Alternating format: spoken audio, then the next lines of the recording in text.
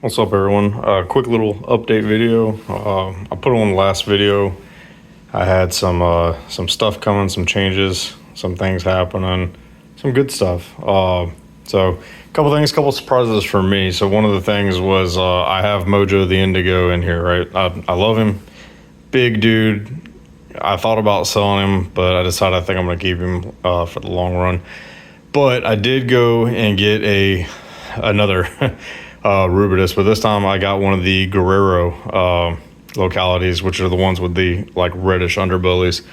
So I'm going to show that in a minute, but I'm going to show a couple other things. So the individual that I bought that from sent me some extra surprises in the box after talking to him for a while, and he got to kind of understand how much I appreciate reptiles and whatnot and enjoy them. And I've been gone so much with my career that I haven't really been able to partake and enjoy them, but now that I'm back and I'm going to be here permanently, I'm able to get the reptile room kind of going up and going full-fledged, and he was wanting to help out, so he sent me a couple things. So one of the first things he sent me over here, not even going to try to pronounce it, but the chameleon gecko.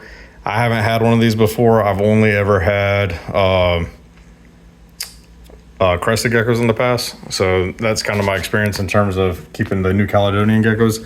Now he's up there and he's hiding and he's kind of dark right now and he's upset, which is why he's that dark color, I think. I just sprayed his enclosure down and kind of blasted him out of his hide spot accidentally. I didn't mean to, but he seems super cool so far. Very different reptile from anything I've kept. Sorry about the glitter on that window.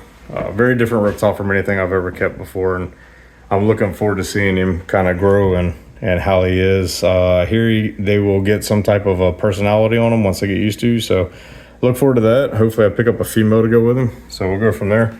Over here, he also sent me, you can't even see it because it's hidden. It is hidden, and I'm not going to go and try and pull it out, but he also sent me a female lychee gecko, which is awesome. I've never held one, always wanted one. Very cost prohibitive, very expensive in terms of geckos, and never thought I would actually get it, but it is in this enclosure now. So if you've seen some of my videos before, this is where my emerald tree skinks have been. I've had some issues with them. I think the housing was too small. This is the Exoterra's a 36 by 18 by 24, I believe it was.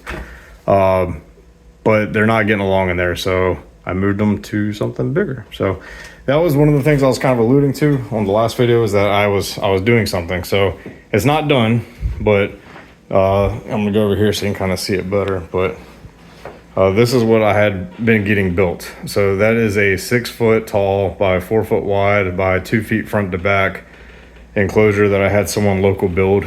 He did all the work in terms of building the actual, well, I'm gonna turn this light on, maybe you can see a little bit better, in terms of actually building the PVC enclosure. So he did a really nice job. There's vents down low for air to come through. They also obviously have some screen in there to keep anything from coming in or out.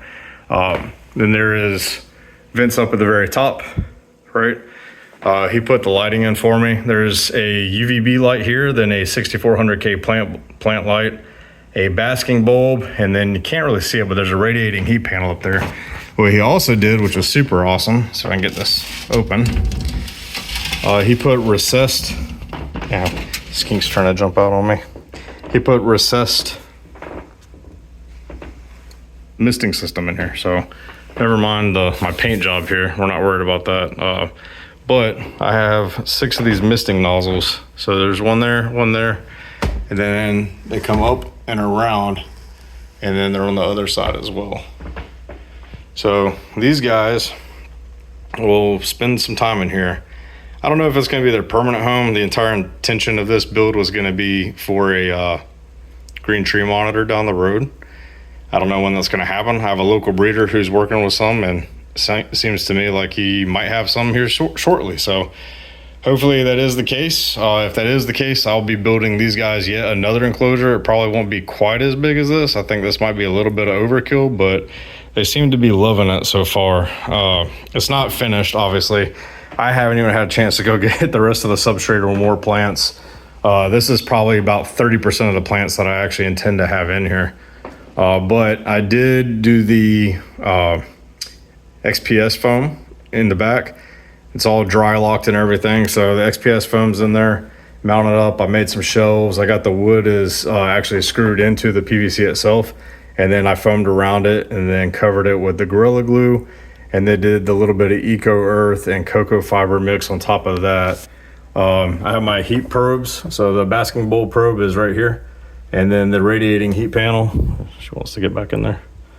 The radiating heat panel probe is actually over here. Kind of tucked away, hard to see. Sorry, I know my camera is not necessarily the best. Just using a Google Pixel phone. Not really taking this too seriously. I kind of more have fun with what I'm actually doing with the animals and the enclosures that I get to build, more so than the whole filming aspect and showing everything off. I do like to show it off. I do enjoy that, but I'm not really invested in equipment yet for that. I really got to get some handles for these doors. They are not the easiest to open and close, and it leaves handprints everywhere. But that's the big enclosure. It's dope. There's no way around it. It's dope. The misting system's set up on a timer and everything, and I got to figure out a solution for it right now, but it's just sitting over here off to the side.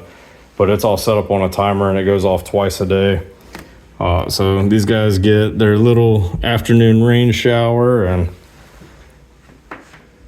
the humidity levels stay nice, and the plants get plenty of water, and they've got good light, and there's good airflow and good heat, and there's good temperatures in the evenings and at night, and it's got the night drops. Like, everything's automatic. It's running off of the Herpstat. It's a fantastic thermostat. I usually run the Vivarium Electronics, but I don't know. I feel like I get more options out of the Herpstats. They might cost a little bit more, but it seems to do a lot more.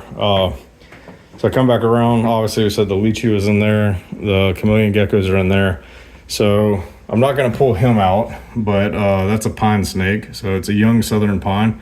Now, my intention was never to have him in this temporary tub. My intention was for him to go into this enclosure as a grow out until he got bigger. I got this off of Marketplace locally. I also did the background and all that in there myself too. But the intention originally was he was going to go in there and grow out until he needed to go into a 40 gallon, and then I'd have him in a 40 breeder until I was ready to build another set of larger enclosures, right? So he's in there for now. He's doing fine. I keep an eye on the temps. The back of the tub is sitting on top of the heat bulb for this enclosure. So for about 8 hours a day, it's 84-ish degrees on the back side of his tub, and the front side is still about 77 degrees. It's not ideal, but it is temporary, and it is what I have. This guy I will show y'all, however. Now this is the new Indigo. So his name is Apollo, and he is dope. Let's see if I can find him. Looks like he's under the substrate. I see him poking his little... Oh, there he goes. There he goes. He's moving. There he is. I don't want to bother him too much, but I will pull him out just to show that red coloration that he has. It's actually about as flighty as he's been. Probably because it's the second time today I bothered him. But he's got some of that red belly on him. It gives him that name. And he's awesome. He's all over the place, I'm sorry. He will not skip a meal. He's pretty handleable. Doesn't really seem to mind being handled once you get him out of the enclosure. But I'm hoping to have him for a long time, and hoping he colors up a little bit more as he grows. I'd always wanted one of these. He did come off the black pearl lineage. So hopefully, it's good genes. So hopefully he grows up and he's big and strong and gets good coloration and whatnot. But that is the new guy. So those are some updates for y'all. And obviously this is also a temporary setup and would not have zero intention of keeping him in something like this. But, I had to flex when I got the other reptiles for free. Or I don't really want to say free, but we'll call them good friend donations from somebody that's trying to help me get my room back up and running better. And it's greatly appreciated from him. But yeah, that's all the updates. The only other thing I have is when I was redoing the Skinks enclosure for the leachies, I found a couple eggs. So a couple baby emerald tree skinks hopefully coming soon, which is good because my original trio that I have, these guys over here, I got them back in 2021, I believe. So that puts them at least 6 years old. They were all adults when I got them. The male was definitely older. He was a wild caught specimen. The two females I got from breeders online, they were not wild caught, but they were already almost adult size. But they're doing really well up in here. You can see when they're really happy, they get that blue coloration going on their heads.